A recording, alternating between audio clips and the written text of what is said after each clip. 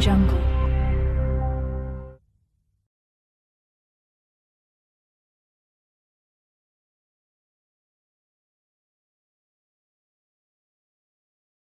I tried 5G. It will change your life, if you can't find it. Self-driving cars. Robotic surgeries. Toothbrushes that detect when you're sick. This is the future 5G technology promises in less than a decade's time. Internet connections so fast they'll support an entirely new way of life. But for now, I'm standing on an avenue in downtown Chicago waving my Samsung Galaxy 5G smartphone around to find coverage that's not blocked by the tree to my left. I finally take a few steps back from the lamppost, adorned by a hard-to-miss, clunky black antenna, and bam, my Netflix download begins, a complete download of a 2-hour film in less than 10 seconds, in stark contrast to the 7 or so minutes it'd typically take on 4G. This was my experience testing the newly launched Verizon 5G network in Chicago last month. When it worked, it really worked, often hitting over 1 gigabit per second in speed tests. An incredible feat for a piece of technology that fits in your pocket. 4G LTE in the United States averages about 35 megabits per second. 5G, the fifth generation of cellular network technology, is nearly 30 times faster, and about 10 times faster than the average American home broadband speed. But 5G isn't just about speeds on smartphones. Other technologies will be made possible with its ability to handle much more bandwidth, allowing the data from sensors, thermostats, cars and robots to work together in real time. Think of it like this: if 3G is a 2-lane highway and 4G is 6 lanes, 5G will turn it into 12 lanes. It'll handle significantly more traffic and bandwidth with zero latency, the word that refers to immediate response times for data transfers, will allow self-driving cars to process all the information they need to make life or death decisions in the blink of an eye, or the healthcare industry to help power the next generation of telemedicine and robotic surgeries. A surgeon in China recently conducted a liver transplant on an animal from a location 30 miles away by controlling the robotic arm running on 5G. The same procedure on a 4G network would have increased the chance for mistakes. Mobile carriers are pouring billions of dollars into 5G. The new networks and associated technologies are expected to add $17 trillion to the global GDP by 2035, according to ABI research. But there will be a significant lag between 5G's rollout and that financial impact. It's not dissimilar to the 3G FNI, an impressive piece of standalone technology that didn't make a big economic impact until a year later with the arrival of the App Store. A few years after that, 4G paved the way for on-demand apps such as Uber, mobile video consumption on Netflix and FaceTime, real-time rerouting via Google Maps and social sharing on Instagram and Snapchat. We've maxed out the 4G capabilities of what our phones can do, but 5G could offer a doorway into what's next. However, carriers have a long way to go before they deliver on that promise. My 5G network tests, often performed via the speediest app, were inconsistent. If I turned a street corner on Verizon, 5G went out of range, a major drawback to the high-frequency spectrum approach being adopted by some carriers. That technology delivers lightning-fast speeds but doesn't cover wide areas, penetrate indoors and can be blocked by rain or, in my case, leaves. Inside a Verizon store on Michigan Avenue, I looked out at the cellular radio equipment hanging on another lamp post 20 feet away, unable to get on the network from the other side of the glass window. It poetically captured the current state of 5G. The future was staring right at me but I couldn't quite access it. Verizon was my first experience with 5G. I've since tested the networks for Sprint, T-Mobile and AT&T, CNN's parent company. Each provided a different experience. My speed tests on AT&T dominated, reaching an impressive 1.6 Gbps in a Dallas park and downloading Spider-Man into the Spider-Verse in 5 seconds. Think of all the movies you could download in the 60 seconds you have on the tarmac before a flight takes off. I also tried Sprint, which uses the lower frequency for its 5G network, in Chicago. It was the most consistent in terms of coverage. I was able to duck into a Starbucks, turn street corners and hop into a car without dropping from the network. But its speeds were slower than some of the other networks. I downloaded a movie in about 15 seconds. This is still mind-blowingly fast. Rollouts for past networks weren't always pretty, resulting in calls drop, spotty coverage and drained batteries. As Jon Stewart put it in 2011 on The Daily Show, those of us in the Infinity community have sacrificed one thing for the ability to carry around every photograph we've ever taken, or song we've ever listened to, or home video, or compass. We have sacrificed the ability to make phone calls. For years, 4 years. Now the past could repeat itself. Upgrading tens of thousands of cell sites in the US to 5G will take 6 to 8 years to catch up to 4G's footprint, according to Dan Hayes, executive advisor at consulting firm PwC. It's an enormous program involving tens of thousands of people all over the country, and not everyone has the skill set to climb the towers to swap antennas, he said. 5G, which uses similar equipment to 4G, operates on two main types of cell sites: large macro cell sites that can be installed on towers or rooftops or hidden in fake cacti and trees where they are typically housed in enclosures like cabinets or a large closet, and small cells the size of a pizza box, which hang on a light pole, wall or ceiling inside of a building.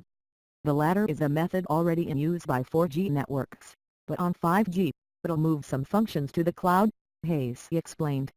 Eventually, many 5G cell sites will need to be closer together in areas previously covered by a single 4G cell. Not all 4G cell sites are easily upgradable, Hayes said. Some could be upgradable with as little as a software update, while others may need to be replaced completely. Even in the areas where 5G is already up and running, getting onto the network can be tricky. To start, you'll need one of the few, pricey, 5G-compatible phones, such as the $1,300 Samsung Galaxy S10 5G or $999 LG V50 5G. Some testers from the Wall Street Journal and PC Mag reportedly overheated when the devices reached a certain temperature. I didn't have similar issues.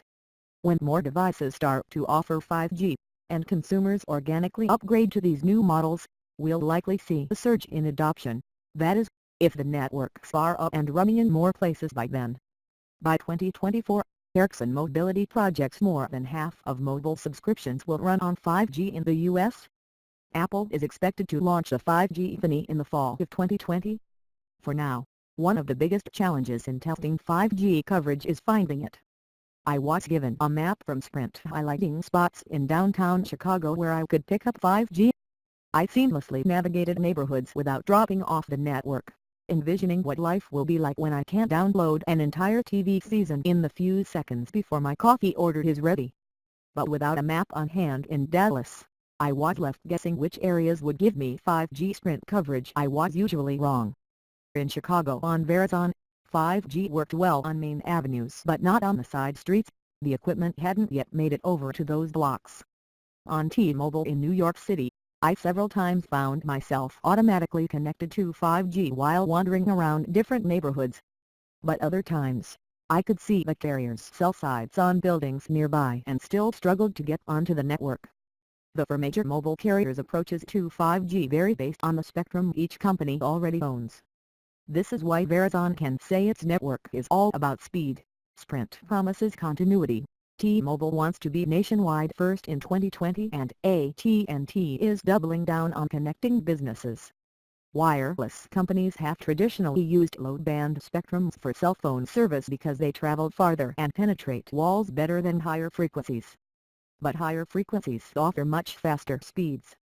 The frequencies AT&T and Verizon, known as millimeter wave or mmWave, are using are significantly higher than Wi-Fi. It is the fastest and most responsive form of 5G but doesn't travel far. Sprint's mid-band spectrum casts a much wider net of coverage, allowing 5G users the ability to access it both inside and outdoors. However, my tests on Sprint's network often showed half the speeds of what I often saw on the high-band spectrum. Sprint has committed to covering 11 million people with 5G by the end of the year. Narrowly focused on businesses, that AT&T's 5G network is only open to companies and developers, and not available to the general public, though it will be soon. But it's already being used by Rush University Medical Center in Chicago to deliver near real-time remote health care monitoring and the ability to transmit large imaging files quickly. It aims to eventually support artificial intelligence to help patient care and augmented reality to train medical students.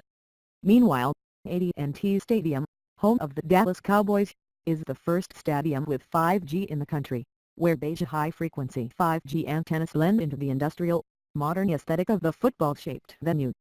The world's most valuable sports franchise plans to give workers, such as parking lot attendants and food service staffers, 5G devices to make everything from in-seat hot dog deliveries to virtual reality fan activations even faster. In July, I performed a series of speed tests inside the stadium that brought in results close to what I experienced outside at the Dallas Park, over 1 Gbps per second. We need to understand what 5G is and how it will enhance our fan experience, said Matt Messick, Chief Information Officer of the Dallas Cowboys. We're one of the first to start asking questions. It's one thing to start talking about it and to have it and start testing it. Messick didn't elaborate on what exactly to expect, but stadium goers are competing with a limited pool of bandwidth, the ability to make calls, check the internet for stats and post videos to social media without lag times is as good of an incentive as any to offer fans in the stands. Imbo Cuddy, CMO of AT&T Business, envisions future cities not needing stoplights as self-driving cars automatically communicate with other connected vehicles nearby.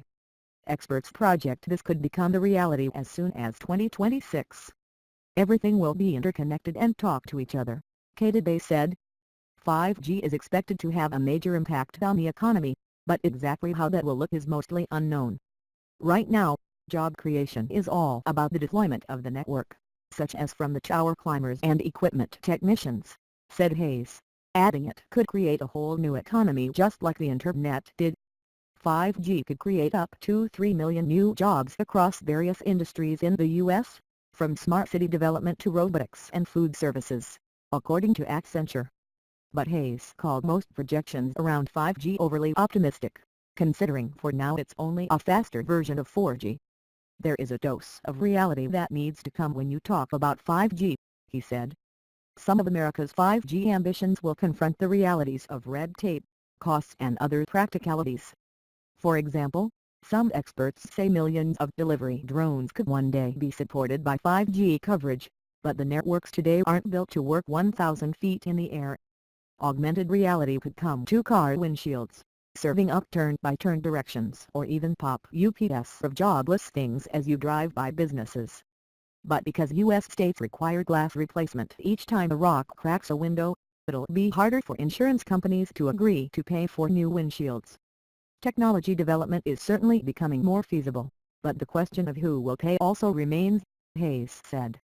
In Samantha Kelly and number 39's test of 5G networks, it took longer to download a movie on T-Mobile and number 39's network in New York than it did on other carriers. But even so, 38 seconds to download a nearly 2-hour film is mind-blowingly fast. Consumers aren't looking to pony up for the benefits of 5G either. According to a recent PwC study, about 2/3 of respondents said they weren't willing to pay more for 5G than what they're already spending on 4G. More than half said they already pay too much for internet access.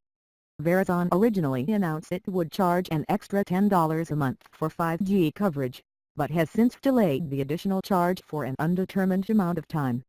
Edward Hoffman, Senior Research Associate at the University of Oxford who closely studies 5G development, likened the technology to the Concorde, the high-speed turbojet-powered supersonic passenger airliner that flew at twice the speed of sound. It did not revolutionize global travel, the jumbo jet did, Hoffman said. The technology is very fast but only a few wealthy users will be able to afford it at least initially, most of whom will be in urban and suburban areas. He argued getting the cost per bit of data transfer down is key. This is where the biggest productivity benefits will lie, not in faster access in cities, he said. All four major U.S. mobile carriers declined to share how many people are currently using their 5G networks, but said they're continually adding new customers. Early users might be disappointed with 5G in the beginning as carriers work out kinks, PwC's Hayes said. Consumers should lower their expectations in the months and years ahead. I took his guidance ahead of my final 5G test with T-Mobile in New York City. The carrier's 5G network wasn't the fastest, It took me longer to download Spider-Man Into the Spider-Verse on T-Mobile than any other network, about 38 seconds, but my reaction reminded me how quickly we judge new technologies. When I reached for my 4G phone hours later and a mere app took nearly 5 times as long to download, I had a newfound appreciation for 5G, even with its limitations. It'll inevitably produce headaches, with spotty service requiring expensive devices to access it, but eventually, we will look back on this time trying to remember what life was like without it. Everything from our smart TV to our smart door locks to our smart car. A potential adversary with control of the 5G network would have nearly limitless power to surveil and control a target population. But given that these powers, the ability to access our most intimate data and to take control of our homes and personal appliances, are not bugs, but features of the 5G connected Internet of Things, the question is, why is there such a headlong rush to connect this network? Is demand for smart dishwashers and smart toothbrushes and smart baby monitors really so overwhelming that it requires us to put the security of our homes, our possessions, and our families at risk? What is really driving this frenzy for a world where every new object we buy presents another potential vulnerability, another device that can be hacked into to steal our information, to track our location, to record our conversations, and to disable our appliances?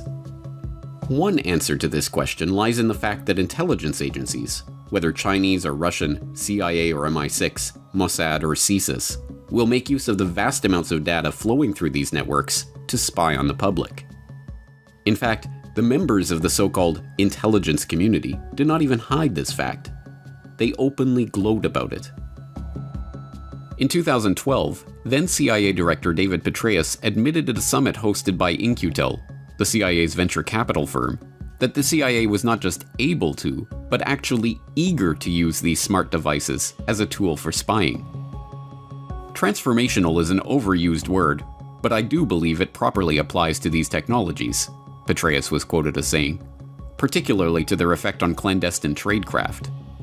Items of interest will be located, identified, monitored, and remotely controlled through technologies such as radio frequency identification, sensor networks, tiny embedded servers, and energy harvesters, all connected to the next generation internet using abundant, low-cost, and high-power computing. Lest there be any doubt about the intelligence community's intentions to use these devices to spy on the population, then Director of National Intelligence James Clapper confirmed this approach in a report to the Senate Select Committee on Intelligence in 2016. Smart devices incorporated into the electric grid, vehicles, including autonomous vehicles, and household appliances are improving efficiency, energy conservation, and convenience. However, security industry analysts have demonstrated that many of these new systems can threaten data privacy, data integrity, or continuity of services. In the future, intelligence services might use the IoT for identification, surveillance, monitoring, location tracking, and targeting for recruitment, or to gain access to networks or user credentials. Whistleblowers from within the intelligence establishment, whistleblowers like Russ Tice and Bill Binney, who are actively shunned by the same mainstream media that breathlessly reported on Edward Snowden, have already laid out in exhaustive detail how the NSA is collecting all data flowing through the internet as we know it. Every phone call, every email, every web search, every file stored to the cloud, everything that passes from one computer or phone to another is being stored, cataloged, databased, and data mined to construct detailed profiles of ordinary citizens. But now that the 5G network is promising to deliver us not an internet of phones and computers, but an internet of things, from cars and watches to fridges and hats to milk jugs and floor tiles, when every manufactured object is broadcasting information about you and your activities to the world at large by default, and when it is discovered that opting out of this surveillance grid is not an option, the true nature of the 5G panopticon will finally begin to dawn on the public. But by that point, it will already be too late. Cities use data every day. Everything from showing you when your next train will arrive to measuring the air quality in different neighborhoods. Typically, all this information is spread out across a ton of different agencies and companies in a bunch of different file formats and spreadsheets. But at Keysight, we have the chance to start from scratch and build a single, unified digital platform that's transparent, open, and accessible for everyone working to make our cities better. The leaders behind Toronto's first data-driven smart city are under fire tonight after yet another resignation.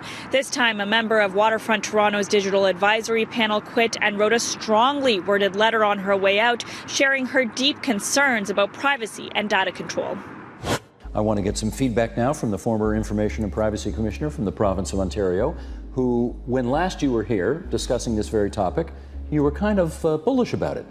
And then I just couldn't but help notice that you've resigned from your involvement in all this. What happened? And I didn't do it lightly. I wanted to draw attention to the fact that we had to make sure that all the personal data that was being collected automatically by the sensors and other technologies were de-identified at source, anonymized at source. De-identified meaning? Meaning no personal identifiers. You wouldn't know it's Ann Kavukian walking or you or this is my car or anything. And the reason that was critical is unlike most uses of what I call operational data, where the individual, the data subject, can exercise some control over the use, the operation of that data. They can consent to it, they can revoke consent, they can choose not to consent. They have some sense of control. With the data here, you have no control. It's all being collected automatically with the emerging technology, sensors, all picking up data. But it is not just the intelligence agencies or the big tech conglomerates who are set to profit from the creation of this newer, stickier World Wide Web. In fact, the 5G-enabled Internet of Things is a necessary part of the creation of the system of total control, physical, financial, and political, that the technocrats have been lusting over for a century now. As viewers of Why Big Oil Conquered the World will know by now, the technocrats are adherents to an ideology dubbed technocracy, which holds that all modern-day problems, be they social, economic, or political, can be solved by the scientific engineering of society. In the technocrats' vision, teams of engineers, scientists, economists, and other specialists, if given access to enough data about the world around them, could scientifically balance production and consumption such that inflation, recession, geopolitical conflict, and other sources of strife will be eliminated forever. As the co-founder of Technocracy Inc., M. King Hubbert laid out in the group's founding document, the Technocracy Study Course, the amount of data needed to bring this techno-utopian vision to reality is truly mind-boggling. In the Technocracy Study Course, Hubbert, like a good technocrat, laid out the exact conditions that would need to be met for this vision to come to pass.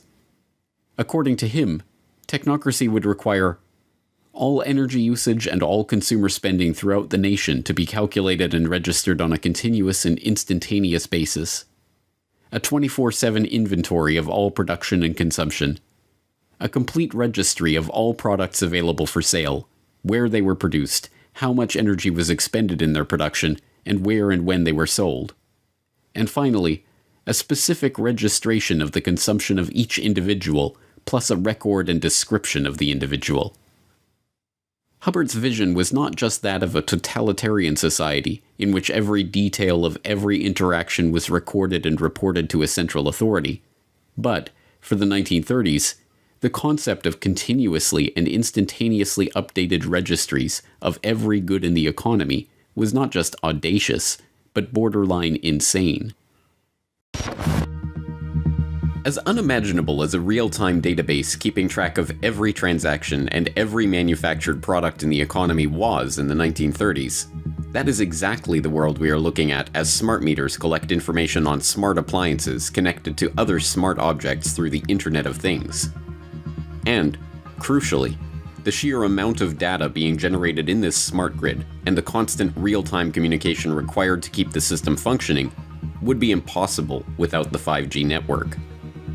5G is not just a neutral mobile network. It is the backbone for a system of total surveillance which has been written about and worked toward for the better part of a century. The world of the technocrats, the world of the smart grid, and the world of constant real-time surveillance of everything would not be possible without the 5G network that is being installed right now. And, as Josh Del Sol of the Take Back Your Power movement that is organizing resistance to smart meters, 5G networks, and other harmful technologies explains, the world of the technocrats is a world where privacy is a thing of the past. So with the smart meters, they'll be able to tell exactly what's going on in your home at any, down to the microsecond, based upon 24/7 communication with all of your appliances, which will also in the future, if this goes through fully and if there's not a public backlash, all of your appliances will need to have a wireless transmitter on them, and they'll need to be, certified under some smart, program. So this means that not only, just stepping aside from one moment to the health issue, this means that not only is your smart meter emitting on average of 13,000 microwave pulses per day, but every one of your appliances is going to be doing the same thing because it will be needed to be communicating with the smart meter itself. So that is a serious concern. We'll get into that a little bit later. But as far as the privacy issue, just diving right in. March of this year, Wired magazine, the current CIA director, David Petraeus, was quoted as saying, "We're going to use smart appliances to spy on you." And it's almost like, and he was later down in the article, and it's very just putting it out there. It's kind of like, it's getting to a point now, James, and I'm sure you're seeing this, is like, it's just getting more and more in your face. And it's kind of like this collective force of the controllers, and they're kind of saying, this is what we're going to do, and what are you going to do about it? It should be clear by this point that the vision of the technocrats is in fact a nightmare for free humanity. It must be resisted every step of the way, and the battle over the 5G network rollout will be the front lines of this battle in the next few years. Thankfully, resistance is forming as the public is increasingly becoming aware of the health risks of 5G. Over 180 scientists and doctors from 36 countries have submitted a formal appeal to the European Union, warning of the potential serious health risks of 5G. City officials in Portland, Oregon are suing the federal government to stop 5G transmitters from being installed on city property, with councilors considering asking the federal government to study the health impacts of 5G on humans and make that information publicly available. This past March, Florence City Council invoked the precautionary principle when passing a motion that halts permission for 5G installation until a proper demonstration of the technology's safety. The Russian Defense Ministry has refused to transfer frequencies for 5G operation, effectively delaying 5G rollout in the country for years. Plans to deploy a 5G network in Brussels were halted earlier this year because, according to Environment Minister Céline Frémont, the people of Brussels are not guinea pigs whose health I can sell at a profit. It is heartening to see that the health effects of the extremely high-frequency radiation emitted by 5G transmitters is finally starting to break through to the public consciousness. But if we concentrate solely on the health effects of 5G, we risk falling into a trap. If the only danger of 5G was the danger to our health, then, if the safety of the technology could be demonstrated to the public, or an equivalent less harmful technology could be deployed, then there would be no more reason to resist. To concentrate solely on the health effects of 5G is to miss the broader picture of total surveillance in the technocratic dystopia that this technology enables. In this picture, the 5G network is a platform for a system in which every action, every transaction, every interaction that we have in our daily life is monitored, databased, and analyzed in real time. The 5G dragnet is cinching like a noose around our necks. But will the public become informed of the dangers of this technology in time to stop the technocrats' vision from becoming our nightmare?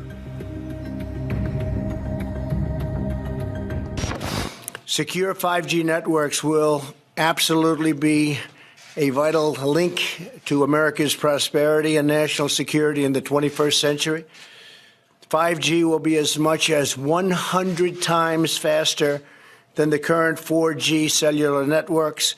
It will transform the way our citizens work, learn, communicate, and travel. It will make American farms more productive, American manufacturing more competitive, and American healthcare better and more accessible. Basically, it covers almost everything when you get right down to it. Pretty amazing. And just as 4G networks paved the way for smartphones and all of the exciting breakthroughs, they made possible so many things. This will be more secure and resilient.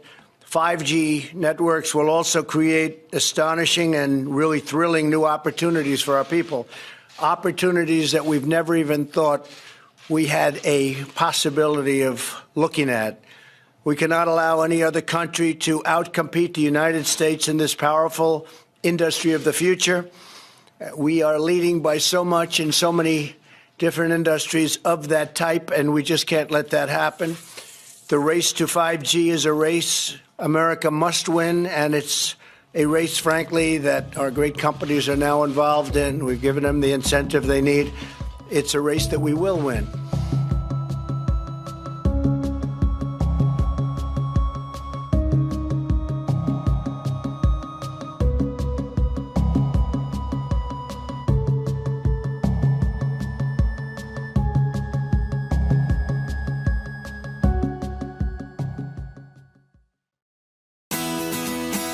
The Corbett Report is brought to you by the Corbett Report subscriber, a weekly newsletter featuring James Corbett's international forecaster editorial, recommended reading and viewing, discounts on Corbett Report DVDs, and once a month, a subscriber-only video.